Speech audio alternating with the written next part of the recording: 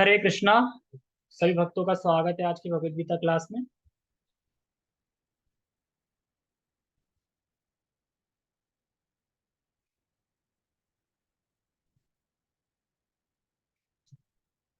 ओम अज्ञानतिमिरान्धस्य ज्ञानञ्जनशलाकया चक्षुरुन्मीलितं येन तस्मै श्रीगुरुवे नमः। श्रीचैतन्यमनोभीष्टं स्थापितं येन भूतले स्वयं रूपः कदा मह्यं ददाति स्वपदान्तिकम्। वन्देऽहं श्रीगुरो श्रीयुतापदकमलं श्रीगुरून् वैष्णवांश श्रीरूपं साग्रजातं सहगण रघुनाथान्वितं तं सजीवं साद्वैतं सावधूतं परिजन सहितं कृष्ण चैतन्य देवं श्रीराधा कृष्ण पादान् सहगण ललिता श्री विशाखान्विशांच। हे कृष्ण करुणा सिंधु दीन बंधु जगतपते गोपेश गोपिका कांता राधा कांता नमस्तते। तप्त कांचन गौरांगी राधे वृंदावनेश्वरी वृषभानुसुते देवी प्रणमामि हरिप्रिये। वाञ्छाकल्पतरुभ्यश्च कृपा सिन्धुभ्य च पतितानां पावनेभ्यो वैष्णवेभ्यो नमो नमः। जय श्री कृष्ण चैतन्य प्रभु नित्यानंद श्री अद्वैत गदाधर श्रीवासादि गौर भक्त वृंद। हरे कृष्णा कृष्णा कृष्णा हरे हरे हरे राम राम राम हरे हरे। रामाय रामभद्राय रामचंद्राय वेदसे रघुनाथाय नाथाय सीताय पते नमः। नमः विष्णुपादाय कृष्णपृष्ठाय भूतले श्रीमते भक्ति वेदांत स्वामिनि इति नामिने। नमस्ते सारस्वते देवे गौरवाणी प्रचारिणे निर्विशेष शून्यवादी पश्चात देश तारिणे। हरे कृष्णा। तो शुरू करते हैं। अध्याय 13 श्लोक क्रमांक कितना? 26। इसमें 23 को लाएंगे।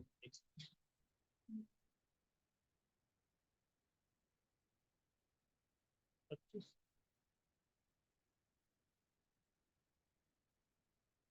यस 26। जैसे मैंने कल बताया था कि कुछ लोग होते हैं जो अलग अलग साधनों से भगवान का दर्शन भगवान को प्राप्त करना चाहते हैं, जिसमें ज्ञान योग बताया गया था, अष्टांग योग बताया गया था, कर्म योग बताया गया था, और क्या बताया गया था? ध्यान योग। लेकिन अब बोल रहे हैं अन्य इनसे भी अलग कुछ लोग हैं जो वो भी जन्म मृत्यु के चक्र से पार हो जाते हैं, यानी मेरे धर्म को आते हैं। वो कौन लोग हैं? तो भगवान के भक्ति हैं। ठीक है। श्रद्धावान है, मतलब श्रद्धा से स्वीकार कर लेते हैं। जो पीछे 4 साधन बताए गए थे उन साधनों को वो नहीं समझ पाते, नहीं जान रहा है उन साधनों के बारे में। मान लो कि अनपढ़ा लिखा है, पढ़ा लिखा नहीं, कुछ नहीं कर पा रहा है, साधन को नहीं जान रहा है। वैसे कौन जान रहा है कर्म योग को, ज्ञान योग को, अष्टांग योग को, ध्यान योग को? जान पा रहे हैं हम क्या है, क्या करना है, क्या नहीं करना, कैसे करना? नहीं जान पा रहे ना। तो ये हम लोगों के लिए ही है एक्चुअली। पूरा एकदम आधुनिक युग, आधुनिक युग मतलब अभी जो युग चल रहा है, अभी के जो लोग हैं उनके ऊपर ही है कि किस तरीके से भक्ति में वो लग सकते हैं और किस तरीके से भगवान की प्राप्ति कर सकते हैं। ठीक है। तो लिंक यही है इसका कि ये श्लोक बहुत प्रेरणादायक है और बहुत महत्वपूर्ण है। हम नहीं समझ पा रहे हैं कि ज्ञान, अष्टांग योग, ये कर्म योग क्या कर पाएंगे कि नहीं कर पाएंगे। तो यह श्लोक सब पे लागू होता है। तो पहले हम इस श्लोक का उच्चारण करते हैं, फिर समझने का प्रयास करते हैं। अन्ये त्वेवमजानन्तः श्रुत्वान्येभ्य उपासते ते अपि चातितरन्तेव मृत्युं श्रुतिपरायणा। अन्ये त्वेवमजानन्तः श्रुत्वान्येभ्य उपास्यते ते अपि चातिरन्तत्येव मृत्युं श्रुतिपरायणा।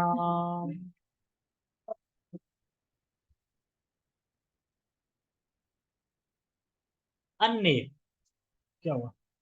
अन्य अन्य मतलब ये लोग उन लोगों से भिन्न है। किन लोगों से? जो पीछे चार साधनों में जो लगे हैं, ज्ञान योगी, ध्यान योगी, अष्टांग योगी और कर्म योगी। लेकिन कुछ और हैं, मतलब अन्य त्वमेव जानन्ता, इस उपायों को नहीं जानते, वे नहीं समझते। कौन से उपाय? अन्य तो जानन्ता श्रुत्वा अनभ्य उपासते, जो पीछे जो चार साधन बताए गए उनको वो नहीं जान पा रहे हैं, नहीं समझ पा रहे हैं, तो क्या करें फिर? घर बैठ जाए, नहीं समझे भगवान को? तो कह रहे नहीं, ऐसा नहीं। फिर कह रहे हैं लेकिन अन्यों से सुनकर, क्या कह रहे हैं? श्रुत्वा, श्रुत्वा मतलब सुनकर, अन्यों से सुनकर। किसके बारे में सुनकर?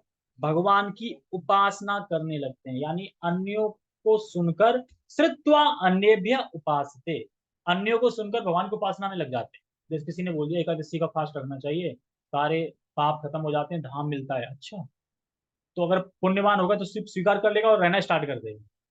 मतलब कुछ भी ज्ञान नहीं है, लेकिन बस सुन लिया, सुन लिया। तो यही सुनने का श्रवण, और वैसे भी कहते हैं कि श्रवण ही मैन है। यही यहाँ पे श्रवण के बारे में बताया जा रहा है, इसलिए मुझे बहुत अच्छा श्लोक लगा ये। कि मान लो मैं कुछ नहीं जानता हूँ ज्ञान के बारे में, ध्यान के बारे में, कैसे करना है, कैसे बैठना है, लेकिन मैं प्रमाणिक शास्त्रों से जो भक्त हैं, जो प्रमाणिक भक्त हैं, जो बोल रहे हैं, सुन तो सकता हूँ। बस सुन के अपनाना है, बस पार हो जाओगे मृत्यु से। ये भी मृत्यु से, इनका भी दोबारा पुनर्जन्म नहीं होगा, इससे पीछे चार लोगों का नहीं होगा, ऐसे इनका भी नहीं होगा, इसका भी नहीं होगा। उपासना करने लगते हैं। कौन कौन ऐसे लोग हैं? अगर पूछा जाए कि इस अध्याय में किन लोगों की बात करी गई, कौन लोग हैं वो, तो हम सभी रहते हैं। क्या किसी को जन्म से ही ये ज्ञान था कि कृष्ण भगवान है? हरे कृष्ण मंत्र करना नहीं, नहीं करना, सुन के तो पता चला ना, तो यानी हम सभी लोग हैं। तो बाकी सब बचपन से नहीं जानते हैं हरे कृष्ण, ठीक है। फिर क्या कह रहे हैं? ते अपि, ते अपि चाति तरंते व मृत्यु श्रुति परायण, यानी लेकिन श्रुति परायण है, भगवान के बारे में सुन रहे हैं, तो वे भी इस मृत्यु को पार कर जाएंगे। श्रुति परायण मतलब कि श्रुतियों सुन रहे हैं, मतलब परायण मतलब जैसे बताया जा रहा है वैसे सुन रहे हैं और उसका पालन कर रहे हैं, और भगवान के बारे में सुन रहे हैं। तो फिर क्या होगा? खाली सुनने से ही वो जन्म मृत्यु चक्र से छूट जाएंगे, और उनको दोबारा मृत्यु, मतलब मृत्यु को पार कर देंगे। मृत्यु मतलब कि हाँ, जन्म नहीं हुआ धाम चले तो मृत्यु पार, मृत्यु पार मतलब कि अब बस जन्म खत्म, क्योंकि अभी तक हमारे repeat repeat birth death birth death birth death होती जा रही है। इसको रोकना है, इस साइकिल को। तो कब रुकेगा? जब धाम पहुंच जाएंगे, क्योंकि धाम पहुंचने पे ही ये बर्थ एंड डेथ की साइकिल पहिया रुकेगा। तो यही यहाँ पे इसे लोग को समझा रहे थे, बहुत अच्छा लगा था इनको समझा रहे थे तब कि देखो, मान लो कि हमारा शुद्ध चित्त नहीं है, ना ज्ञान है, शुद्ध चित्त नहीं है, ना ज्ञान है, ना ध्यान है, ना अष्टांग योग है, का आश्रय हम न लें। इन सब का हमने आश्रय नहीं लिया क्योंकि हमारा शुद्ध चित्त नहीं है, लेकिन भगवान के भक्तों से सुने। जैसे कभी देखा नहीं कि कभी तीर्थ यात्रा पे जाते हैं कुछ लोग, तो वहां पे कथा चल रही तो बैठ जाते हैं थोड़ी देर, अच्छा लग रहा है, सही लग रहा है ना, अच्छा लग रहा है, सुन लेते हैं ना। सुन लेते हैं तो उस टाइम पे क्या होता है, उनके हृदय में बीज का रोपण, मतलब बीज आ जाता है उनके हृदय में। और उसके बाद फिर वो उन्हें बार बार सुनते हैं, बार बार सुनते हैं, अच्छा लगता है, अच्छा लगता है, धीरे धीरे बीज बड़ा हो जाता है, इस तरीके से भक्ति को पाते हैं। जैसे कि एग्जाम्पल हम सभी ले लो, हमने पहले सुनाई तो था ना, इस्कॉन का लेक्चर सुनाई था, अच्छा लगा, हाँ सही बताया है, सही बताया। फिर दोबारा सुना, फिर तीसरी बार सुना, सुनते सुनते सुनते सुनते बीज आरोपित हो गया, बीज फूलने लगा, फलने लगा। तो फिर हम अभी इस स्टेज पे हैं। तो यही यहाँ पे बता रहे हैं कि मान लो कि इन सब का आश्रय किसी ने नहीं लिया है, साधन ध्यान इन साधनों का, लेकिन भगवान के भक्तों से सुन रहा है। लेकिन यहाँ पे एक चीज और देखनी है, अभी टेक्स्ट में आ जाएगी। प्रमाणिक भक्तों से, प्रमाणिक शास्त्रों से सुनना है, ये याद रखना है ना कि कहीं भी जाके कोई अपने मन से बोल रहा है, हमने वो सुन लिया तो कुछ नहीं होगा, तो फिर वो व्यर्थ है। तो सुने कि कृष्ण की पूजा कैसे की जाती है। वो सुनते हैं कृष्ण की पूजा कैसे की जाती है, जैसे कि मैं बोलूं कल एकादशी है, सुन लिया, अच्छा एकादशी क्या होगा एकादशी, अरे एकादशी रखने से ना सारे पीछे के पाप ना खत्म हो जाते हैं और लास्ट में भगवान का धाम मिलता है। अच्छा, अब उसके अगर पुण्य फलीभूत होंगे, पुण्यवान होगा वो इंसान, तो एक्सेप्ट कर लेगा। अगर वो पापी होगा, पाप चल रहे होंगे, पुण्य होंगे नहीं, तो फिर एक्सेप्ट नहीं करेगा। सब तो ऐसे ही यार, मांस नहीं खाओ ठीक है, रोटी खाने में तो रोटी में भी पाप है। एकादशी के दिन, अरे एकादशी के दिन तो छोड़ो, हमेशा ही पाप। भगवान 3:13 में क्या बोल रहे हैं? जो मुझे भोग लगा के नहीं खाता है, जो मुझे भोग लगा के नहीं खाता है तो पाप खाता है, यानी वो तो हमेशा ही पाप है। ये चीज हमें समझनी है। और एक बात, श्रुति परायण है, जैसे सुना है ना, श्रुति परायण। श्रुति परायण मतलब वह भले ही पढ़ना ना जानते हो, श्रुति पुराण मतलब ये पढ़ना नहीं जानते हैं, लिखना नहीं जानते हैं, पर बस सुनना जानते हैं, सुन लिया। जैसे कि हरे कृष्ण। अब मान लो बहुत सी लेडीज होती है ना, हरे कृष्णा पता भी नहीं, ना पढ़ पाती हैं, लेकिन लिखा है तो पूछिए क्या लिखा है, हरे कृष्णा लिखा है। अच्छा हरे कृष्णा लिखा, फिर कीर्तन होने लगा तो वो भी हरे कृष्णा करने लगी। पढ़ी लिखी नहीं है पर कर रही है ना हरे कृष्णा। तो इसी तरीके से तो भले ही पढ़ा लिखा ना हो, पर वो मुक्त हो जाएगा। जैसे कि प्रभु जी बता रहे, एग्जाम्पल दे रहे थे गाँव की लेडीज महिलाओं का। अभी भी गांव में जब लोग होते थे पहले, तो क्या उनसे पूछो कि तुम कौन हो, शरीर या आत्मा, तो वो बोलेगा, आत्मा है। क्योंकि उनको इतना नॉलेज होता था। क्यों? क्योंकि साधुओं से, भक्तों से, वहां पे मतलब पुराने जाने जब उनसे सुना होता था कि एक्चुअली हमें शरीर नहीं है, आत्मा है। मान लो कि भले ही वो उस स्टेज पे है नहीं, लेकिन इतना पता है कि हम शरीर नहीं है। और जीवन का परम लक्ष्य क्या है? तो मुक्ति या भक्ति। लेकिन जो पैसे वाले लोग हैं उनको नहीं पता है ये चीज। लेकिन जो गाँव में, क्योंकि सुनते हैं वो, सुन सुन के पता चल गया। मान लो कि गांव में जो बूढ़े पुराने दुकड़िया, उनको पूछते तो पता था कि हाँ राम थे, ऐसे थे, करना चाहिए, ये सब चीजें उन्हें ज्ञात होती थी क्योंकि सुनती थी। तो सुन सुन के पता चलता है, तो सुना रहता है श्रद्धा से इसलिए। जैसे कि सुन के कौन, किस किस का उद्धार हुआ, सुन के श्रवण में। है? हाँ, हमारा परीक्षित तो श्रवण के वो थे ही, आचार्य हैं। और कीर्तन के सुखदेव गोस्वामी थे। और हम मृगारी ने भी सुना, लेकिन सुना, हाँ सुना, लेकिन हाँ शुद्ध भक्त से सुना, सुन के। तो सुन के ही तो हो रहा है ना। जैसे कि ध्रुव महाराज जो कि चल रहा है भागवत में, किससे सुना था कि विष्णु परम है, उनकी तपस्या करो तो ही तुम्हें मिल सकता है? किससे सुना? विमाता से। विमाता से मतलब सौतेली माता, उससे सुना था। तो यानी सौतेली माता को भी ज्ञान था कि ऐसे विष्णु ही परम है, था ना ज्ञान, तभी तो बताया।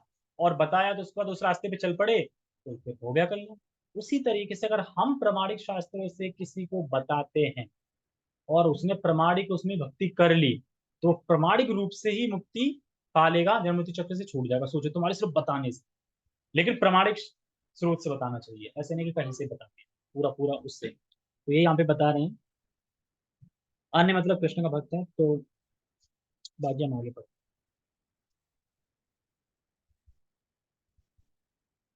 टेक्स्ट। ऐसे भी लोग हैं जो यद्यपि आध्यात्मिक ज्ञान से अवगत नहीं होते, पर अन्यों से परम पुरुष के विषय में सुनकर उनकी पूजा करने लगते। तो जो अन्य आया था, अन्य कौन है? भक्त ही है। भक्त के बारे में बोला जाता है। ये लोग भी प्रामाणिक पुरुषों से श्रवण करने की मनोवृत्ति होने के कारण जन्म तथा मृत्यु पथ को पार कर जाते हैं। तो इसमें देखो एक चीज हाईलाइट है, प्रामाणिक पुरुषों, प्रामाणिक पुरुषों से, प्रामाणिक पुरुषों से, यानी प्रामाणिक पुरुषों से सुनता है, ऐसे ऐरे गहरे नत्थु से नहीं, जो कुछ भी ज्ञान दे रहे हैं। देखो गीता में सारे क्वेश्चन का आंसर है, तो सारी चीजें पता चल जाएगी। अगर गीता पूरी पढ़ ली है तो सारे डाउट खत्म हो जाएंगे, और कोई क्वेश्चन ऐसा बचेगा नहीं, ये कौन हूँ मैं, कौन हूँ, पृथ्वी कहाँ से आ गई, जल कहाँ से आ गई, सारा कुछ है। और अगर विस्तार से पढ़ना तो श्रीमद् भागवतम है ही। तो ये यहाँ पे बता रहे हैं कि जो मनोकल्पना से बोल रहे हैं वो प्रमाणिक लोग नहीं है, उनसे नहीं सुनना है। इसलिए हमें प्रमाणिक प्रचारक बनना है। इसीलिए हमको प्रमाणिक प्रचारक बनना है, क्योंकि आगे चल के सब प्रचारक बनेंगे तो प्रचार ही तो करना है, बताना है उन्हें। तो प्रमाणिक प्रचारक बनना है। और प्रमाणिक प्रचारक मतलब कि क्यों बनना है? कि हम प्रमाणिक रूप से किसी को बताएंगे, और तथा कथित उसने प्रमाणिक रूप से ही उसको स्वीकार कर लिया और प्रमाणिक रूप से ही भक्ति करने लगा, तो प्रमाणिक रूप से ही उसका जन्म मृत्यु खत्म हो जाएगा चक्र। यानी तुम्हारे बताने, और तुमने अगर पहले अप्रामाणिक रूप से बता दिया, तो फिर वो फिर जन्म मृत्यु, भले ही उसने विश्वास कर लिया लेकिन वो नहीं जा पाए। तो इसीलिए प्रचारक को हमेशा ध्यान देना चाहिए कि जब भी जो भी बताए शास्त्र के अनुसार होना चाहिए, अपना कुछ भी नहीं। और कभी कुछ और गलत बोल भी दिया है अलग कुछ, तो उससे करेक्ट कर लेना चाहिए नेक्स्ट उसमें बोल के कि मैंने ऐसे ऐसे बोला था, तो वो वहां पे ये ग्रहण करें इस तरीके से। क्योंकि मान लो कि क्या पता कि तुम्हारे लेक्चर से, कथा से कौन मतलब कि प्रभावित हो जाए और भक्ति करने लगे। कोई भी कर सकता है, पता थोड़ी है किसी की से भी कोई। क्योंकि देखो इतने स्पीकर हैं इस इंडिया में, सब कर रहे हैं प्रचार, और सबके कोई कोई फॉलोवर हैं, कोई ना कोई बन रहा है। क्यों? उससे क्यों ना, इससे क्यों बना? क्योंकि किसी को किसी से अच्छा लगता है, सुनने समझ में आता है, किसी को किसी से अच्छा लगता है, हर किसी को अपने अलग अलग उससे अच्छा लगता है। ये समझ ये नहीं कि सब गलत बोल रहे हैं, सब सही बोल रहे हैं, पर हर किसी के एक मन में होता है ना कि मुझे इसका लेक्चर अच्छा लगता है। तो इसी तरीके से तो कितना बड़ा दायित्व है प्रचारक के ऊपर, इसलिए जो भी शास्त्र के जो भी बोले शास्त्र के हिसाब से बोले, तो ठीक ज्ञान देंगे तो वह व्यक्ति मुक्त हो जाए। तो इसलिए हमें यह ज्ञान धारण करने का प्रयास करें। मतलब इसलिए जो भी ज्ञान प्रामाणिक शास्त्रों से बताया जा रहा है उसको धारण करने का प्रयास करें, और अगर नहीं समझ में आ रहा है तो दोबारा पूछ लें कि समझ में नहीं आया। ठीक है, क्योंकि समझना भी है ना इसको, धारण करना है, धारण कैसे करना, समझ में ना आए तो धारण कैसे करेंगे, इसीलिए पूछ लेना। तो और बाकी यहाँ पे ये बता रहे हैं कि कुछ लोग हैं जो ध्यान अष्टांग योग इन सब नहीं करते, लेकिन प्रामाणिक शास्त्रों से सुन लेते हैं, तो ये लोग भी तर जाते हैं। तो भगवान यहाँ पे श्रवण के बारे में फोकस दे रहे हैं। देखो इस श्लोक में मैंने दो बात याद रखनी है, श्रवण प्रमाणिक शास्त्रों से, श्रवण प्रमाणिक शास्त्रों से, तो कर जाओ। ठीक है, और बता रहे हैं कि भगवान के बारे में श्रवण करना चाहिए और उसके बाद उस पे मनन भी करना चाहिए, उस पे विचार भी करना चाहिए। जैसे कि श्रवण वर्ड किससे आया है, श्रवण जो हिंदी वर्ड आया है ना, ये आया है च्यवन से। च्यवन, च्यवन प्रास नहीं है, च्यवन। च्यवन पता है किसको कहते हैं? इतना सटीक एग्जाम्पल दिया था कि बिल्कुल समझ में आ जाए। जैसे गांव में भैंस देखी है, भैंस जब घास खा लेती है बहुत सारा, फिर क्या करती है, रोंत बोलते हैं पर इसको च्यवन बोलते हैं। च्यवन बोलती है, फिर उस पशु पर भी आता है, उसमें खाती रहती है। च्यवन मतलब कि अब जो ले लिया है उस पर बड़ा च्यवन कर देगा उस पर। ठीक है, ऐसे ही हमने जो ज्ञान धारण कर लिया है, अब उस पर च्यवन करना है। श्रवण, श्रवण मतलब मनन करना है, विचार करना है उस पर। ऐसा नहीं कि सुन लिया भूल गए, ये पढ़ा अलग। बैठ के आप चाहो तो भगवत गीता कोई भी श्लोक पढ़ लो, फिर उस पर आधे घंटे बैठ के उसी में मनन कर सकते हो, ध्यान से ध्यान लगा सकते हैं ना उसी पे। हाँ ये बताया गया था, ये बताया गया था, नहीं समझ आ रहा फिर से खोल के देख लो। तो इस तरीके से कितना वो हो जाएगा फर्क पड़ेगा। तो इसीलिए श्रवण वर्ड च्यवन से है। प्रभुपाद को जगत गुरु क्यों कहा जाता है? जगत गुरु शील प्रभुपाद की जय, क्योंकि वो प्रमाणिक गुरु हैं, पूरे विश्व में घूमे भी हैं, ये भी है जगत गुरु। क्योंकि कितने कंट्री गए हैं ना, कितने कंट्री गए, और तो छोड़ो, जब ये क्या बोलते हैं, मायापुर के इस्कॉन में कहाँ पे, जहाँ पे 130 देशों के लोग इकट्ठे होते हैं, डिवोटी आते हैं 130, इतना प्रधानमंत्री के उस पर भी नहीं आते जितने की इस्कॉन कुछ में होते हैं। 130 120 जो भी देश के लोग आते हैं, बोलो कितने देश हो गए, यानी हम अलग दिखेंगे हर एक, है ना। हाँ, जगत गुरु मेरे हिसाब से इसी से बोलते हैं कि भ्रमण किया है जगत में, इसलिए जगत गुरु श्री। क्योंकि इंडिया के गुरु नहीं हो, जगत के गुरु, मतलब क्योंकि हर जगत में सब जान। ओके, ठीक है। और बाकी इसमें एक चीज और समझने की है, बड़ा ध्यान से सुनो। इस 26, यह जो 26 नंबर का श्लोक है, यह इस बात को प्रमाणित करता है कि अगर सच में आप भगवान के धाम जाना चाहते हैं तो क्या करना चाहिए। परमात्मा की सुने, कि इसकी सुने, कि उसकी सुने, पड़ोसी की सुने, पत्नी की सुने, बच्चे की सुने, इसकी सुने, बॉस की सुने, किसकी सुने, किसी की मत सुने। 26 नंबर श्लोक की सुने, समझ गए, किसकी सुननी है, 26 नंबर श्लोक की सुननी है, और किसी की नहीं सुननी।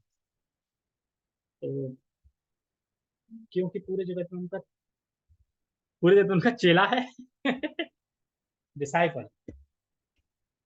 ठीक है, ओके, मतलब क्वेश्चन पूछ रहा है, वो आंसर भी दे रहा है कभी उसका।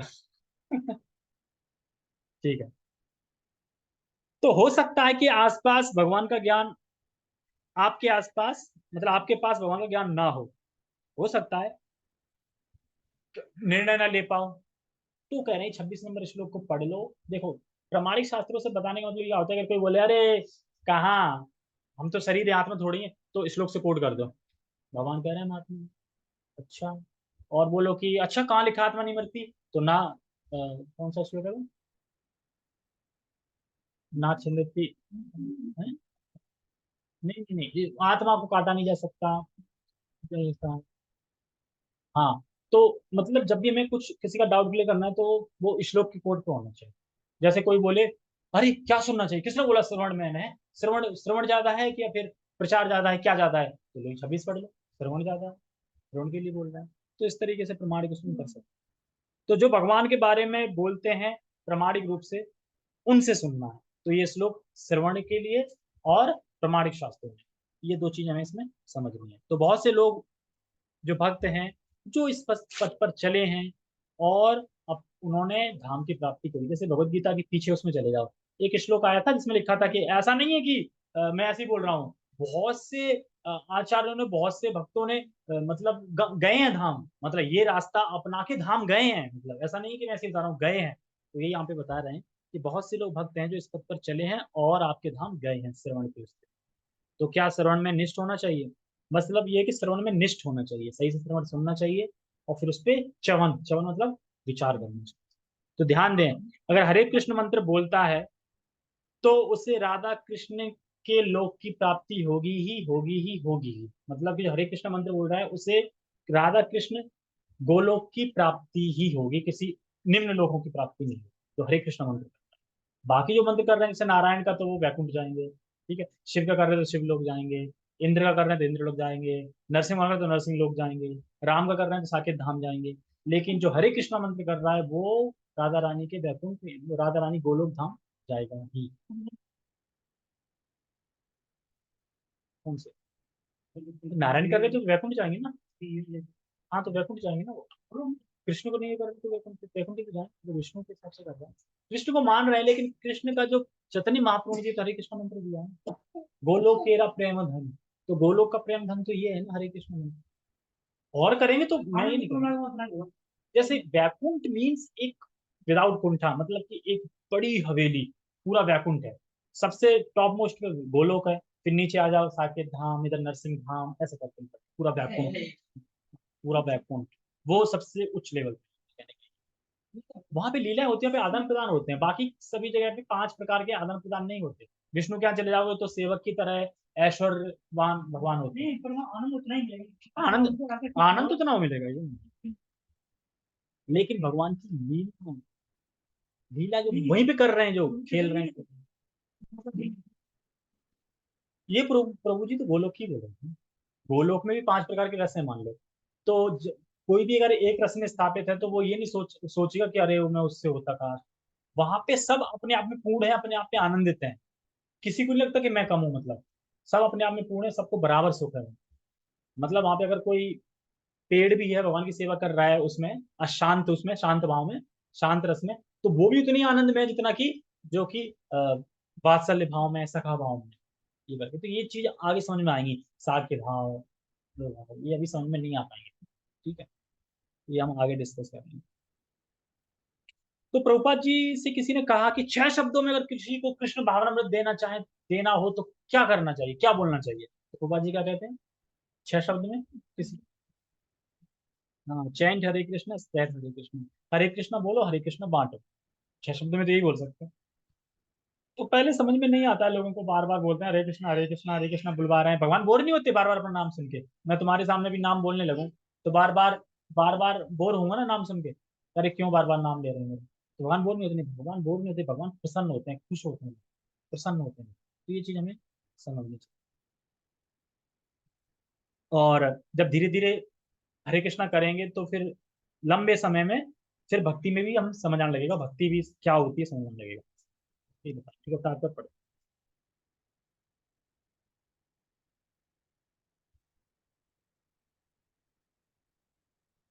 तात्पर्य, यह श्लोक आधुनिक समाज पर विशेष रूप से लागू होता है, क्योंकि आधुनिक समाज में आध्यात्मिक विषयों की शिक्षा नहीं दी जाती। यानी अभी के समय पे देखो, आधुनिक मतलब जो प्रभुपाद जी लिख रहे थे तब तक, तब की बता रहे हैं आधुनिक। आधुनिक इसमें क्या है कि वे जानते ही नहीं, आजकल के जो लोग हैं वो जानते ही नहीं, क्या नहीं जानते, भगवान कौन है। चलो ठीक है, भगवान है भी तो हमें क्या करना है भगवान से, हम अपने रास्ते, भगवान अपने रास्ते, पहले तो जानते ही भगवान कौन है। और है भी ठीक है, भगवान है तो हमें करना क्या है भगवान से, ये, और होते भी हैं तो रहने दो, हमें क्या मतलब वहां से। और आजकल की शिक्षा प्रणाली यही है, तो ये प्रभुपाद जी यहाँ पे बताओ। कुछ लोग नास्तिक प्रतीत होते हैं, तो कुछ अजयवादी, दार्शनिक यानी फिलोसोफर, लेकिन वास्तव में इन्हें दर्शन का कोई ज्ञान नहीं होता। जैसे कि प्रभु जी बता रहे थे कि एक इंसान सिगरेट पी रहा था, सिगरेट पी रहा, पता है ये तमोगुण में आता है, तमोगुण है ये। वो कहता है सिगरेट पी के मैं सिगरेट को तमोगुण में नहीं मानता। मैं सिगरेट को, मतलब तुम्हारी मान्यता किसने पूछी कि मैं नहीं मानता? तुम्हारे ना मानने से तुम तो बोले नर्क नहीं मानता, मैं तो क्या है नहीं नर्क। मैं तो ये नहीं मानता कि यूएसए है, तो क्या है नहीं। तो यही चीज है। तो इसको प्रपात जी कहते हैं कि एक हाथ में शिकार और दूसरे हाथ में वेद वेदांत। तो ये कभी भगवान को नहीं समझ सकते। और एक व्यक्ति के बारे में बता रहे थे, गीता पढ़ रहा था, उसका टॉम नाम था, टॉम। देखो पूरे जगत में प्रकृति कार्य कर रही है, बिजली की तरह नहीं, प्रकृति ऑटोमेटिक, सब ऑटोमेटिक। ऑटोमेटिक बारिश होती है, ऑटोमेटिक चल रहा है, सब कुछ ऑटोमेटिक। तो यार उस टाइम सुना तो कुछ बोला नहीं, बाद में यही श्लोक पढ़ा। कौन सा इस बात को काटने के लिए प्रकृति ऑटोमेटिक है? अगर हम इस बात को काटना चाहें शास्त्र की, तो कौन से श्लोक से काट सकते हैं? प्रकृति में गुण नहीं कौन से?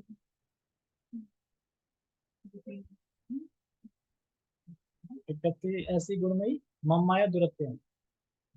ये है, प्रकृति से पार पाना बहुत कठिन है। मेरी शरण में आ जाते हैं वो प्रकृति के पार, वो तीनों गुणों, मतलब गुणों से पार हो जाते हैं।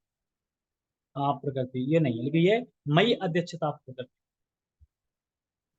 हाँ मतलब यह प्रकृति मेरे अध्यक्षता में कार्य करती है, तो इसी श्लोक से हम काट सकते हैं ना सब। भगवान कह रहे हैं कि प्रकृति मेरे अध्यक्षता में कार्य करती है, मेरी सेवक सेविका है। तो इस तरीके से हम काट सकते हैं। तो ये काटना सीखो, तो इसीलिए ये श्लोक बताए जाते हैं कि इनका एक वो बना लो, ताकि एक एक क्वेश्चन को हम काट सके। अगर कोई बोले तुरंत श्लोक गीता से, अब मैं अध्यक्षता मैया अध्यक्षता प्रकृति सुबह चरे चरा पता नहीं ऐसे करके, अब याद ही नहीं है इसको। अब पारायण करेंगे तो याद हो जाएगा, तो इसीलिए याद करना बहुत जरूरी है। अगर भगवत गीता का एक भी चैप्टर दे दिया जाए कि इंजीनियर कर रहे हैं, वो कर रहे हैं, उसमें इसका आएगा, पूरी भगवत गीता चाट जाएंगे वो लोग। चाट जाएंगे मतलब पूरी याद कर लेंगे पूरी। भले ही एक चैप्टर में से आना है, वो पूरी कर लेंगे यार, कहीं से तो आएगा।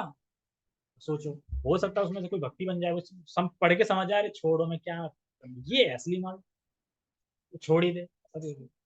ठीक है, आगे बढ़ते हैं। ए चुप रहो, कहाँ पे है? जहां तक सामान्य व्यक्ति की बात है, यदि वह पुण्यात्मा है, देखो बोला ना पुण्यात्मा, यदि वह पुण्यात्मा है तो श्रवण द्वारा प्रगति कर सकता है। यह श्रवण विधि अत्यंत महत्वपूर्ण है। देखो प्रगति कर सकता है यार, प्रगति कर सकता है।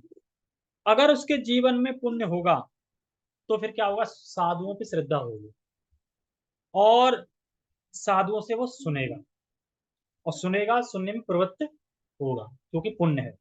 जैसे भागवत में सुनते हैं कि ऐसा व्यक्ति पुण्य तीर्थ में आता है, मतलब जिसमें पुण्य है, जो आत्म पुण्य आत्मा है, वो तीर्थ में गई, तीर्थ में गई तो सुनेगी, सुनेगी तो वो बीज आ जाएगा भक्ति का, फिर धीरे धीरे सुनते सुनते सुनते सुनते आ जाएगा। तो ये चीज हम पे बता रहे हैं कि तीर्थ का मतलब तीर्थ में जाता है इसी के लिए। लेकिन अगर कोई बोले तीर्थ का मतलब क्या है, तीर्थ मीन्स क्या, तीर्थ का मतलब क्या है?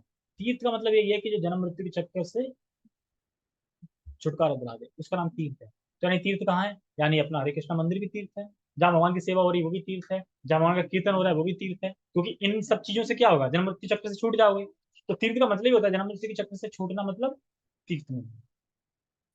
तो पुण्य आत्मा होने से सही ज्ञान एक्सेप्ट कर लेते हैं, नहीं तो ज्ञान एक्सेप्ट ही नहीं करेंगे, करेंगे सब तो ऐसे लेके। यह श्रवण विधि अत्यंत महत्वपूर्ण है। आधुनिक जगत में कृष्ण भावनामृत का उपदेश देने वाले भगवान चैतन्य ने श्रवण पर अत्यधिक बल दिया था, क्योंकि यदि सामान्य व्यक्ति प्रामाणिक स्रोतों से केवल श्रवण करे तो वह प्रगति कर सकता है।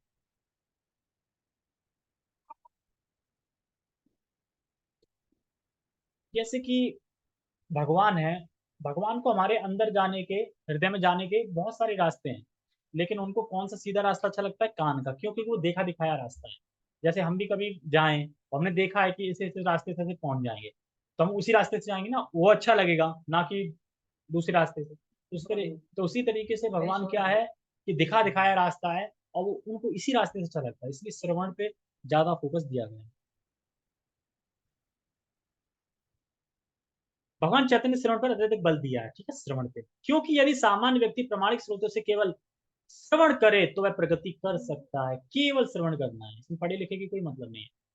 विशेषता चैतन्य महाप्रभु के अनुसार यदि वह हरे कृष्णा कृष्णा कृष्णा हरे हरे, हरे राम राम हरे हरे, दिव्य ध्वनि को सुने, दिव्य ध्वनि को सुने मतलब अपने स्थान पे रह के व्यक्ति भगवान के बारे में सुने, श्रवण करे।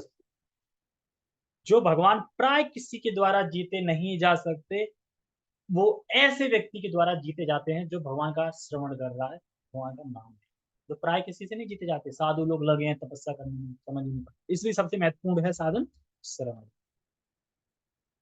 इसलिए कहा गया है कि सभी व्यक्ति को सिद्ध पुरुषों से श्रवण करने का लाभ उठाना चाहिए और इस तरह क्रम से प्रत्येक वस्तु समझने में समर्थ बनना चाहिए, तब निश्चित रूप से परमेश्वर की पूजा हो सकेगी। भगवान चैतन्य महाप्रभु ने कहा है कि इस युग में मनुष्य को अपना पद बदलने की आवश्यकता नहीं है, अभी तो उसे चाहिए कि वह मनोधार्मिक तर्क द्वारा परम सत्य को समझने के प्रयास को त्याग दे।